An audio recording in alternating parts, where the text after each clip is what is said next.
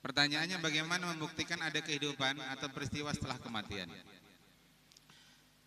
Fakih Abuya bertanya,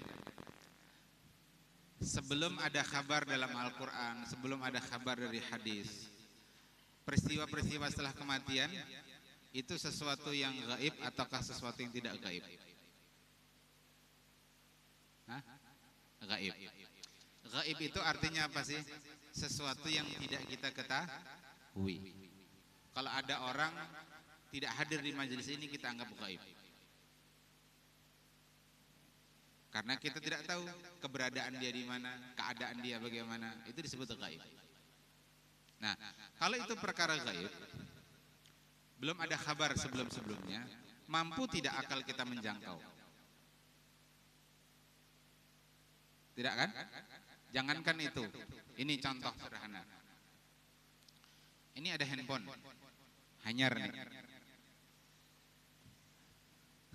Tahadus binikmatillah, alhamdulillah. Nah, coba pakai, ini posisi 1, ini posisi 2, ini posisi 3, kameranya di bawah, ini posisi 4. Saat ini bukan perkara yang gaib buat antum, betul tidak? Tapi sekarang dia anak di belakang. Nah, Abuya nanya sekarang, ini posisi berapa? Yang samping-samping jangan ngintip. Pertanyaan khusus untuk pakai. Posisi berapa, Ke? Bisa antum jawab? Tidak bisa. Kalaupun antum bisa jawab, itu pasti menduga, mengira-ngira. Nah, yang betul posisi berapa nih? 2 kan? 3 ya? 3. Asalnya tadi tidak gaib, begitu disembunyikan jadi gaib. Antum nggak bisa nebak. Antum nggak bisa mengira, nggak bisa menentukan secara pasti. Nebak bisa, menentukan secara pasti tidak bisa. Itu artinya apa? Terhadap perkara yang gaib, akal kita mampu menjangkau tidak? Mampu tidak? Tidak mampu. Ketika akal kita tidak mampu menjangkau perkara yang gaib, termasuk peristiwa-peristiwa setelah kematian, maka bagaimana cara mengetahuinya? Dengan kabar, dengan informasi. Ya kan? Nah, sekarang persoalannya mengenai kabar ini, si pembawa kabar itu harus kita buktikan bahwa itu pembawa kabar yang benar, pembawa kabar yang bisa dipercaya. Kalau si pembawa kabar itulah kabar yang bisa dipercaya, maka insi kabarnya kita akan percaya. Tapi kalau pembawa kabarnya itu orang yang tidak bisa kita percaya, orang fasik, biasa berbohong, biasa berdusta, apa yang dia kabarkan kita percaya tidak? Tidak percaya, ragu kita akan kebenaran apa yang dia bawa. Maka disitulah kemudian Al-Quran kita buktikan secara rasional, secara akliyah, dalilnya akli, bahwa Al-Quran itu kalamullah, bahwa Al-Quran itu bukan buatan Nabi Muhammad, bukan buatan orang Arab.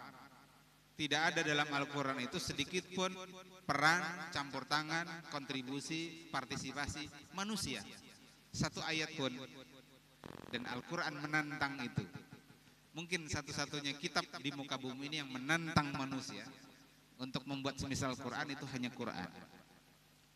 Ya, satu-satunya kitab suci di muka bumi ini yang menantang manusia untuk membuat semisal Al-Quran, itu hanya Quran. Fa'tu bi suratim mim misli wad'u syuhada'akum min dunillah in kuntum shadiqin. Ajak tuh, ya, penolong-penolong kalian selain Allah, jika kalian orang yang benar. Itu ditantang oleh Quran. Dan hingga hari ini tidak ada satu manusia pun yang mampu membuat semisal Al-Quran. Hatta AI sekalipun, kecerdasan buatan. Ya. Nah, ketika Quran sudah kita buktikan kebenarannya dia kalamullah, maka apapun kabar-kabar, baik itu yang masuk akal maupun yang tidak masuk akal, baik itu yang zahir nampak maupun yang gaib, itu wajib untuk kita imani. Itu cara pembuktian untuk mengetahui perkara-perkara yang terjadi setelah kematian. Ya, termasuk kabar dari Nabi Shallallahu Alaihi Wasallam. Karena kita tahu Nabi kita tidak mungkin mengkabarkan sesuatu mengikuti hawa nafsunya. Wa ma yantiqu 'anil hawa in huwa illa wahyu. Siapa yang mengatakan itu? Allah dalam Al-Qur'an. Yang Al-Qur'an sudah dibuktikan itu min indillah. Bahwa Quran itu la raiba fi, tidak ada keraguan sedikit pun di dalamnya.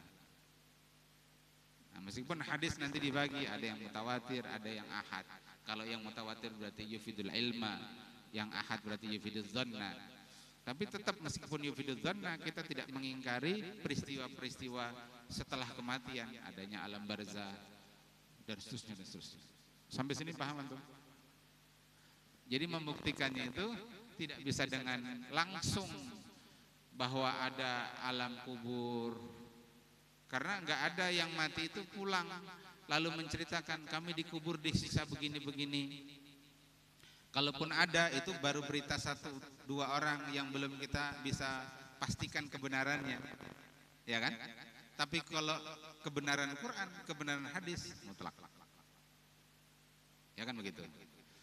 Nah, kalaulah sekarang ada film yang memvisualisasikan alam kubur, judulnya Siksa Kubur atau Azab Neraka, itu juga berdasarkan kabar dari Al-Quran dan hadis, bukan dari kabar orang yang sudah kesana pulang lalu cerita.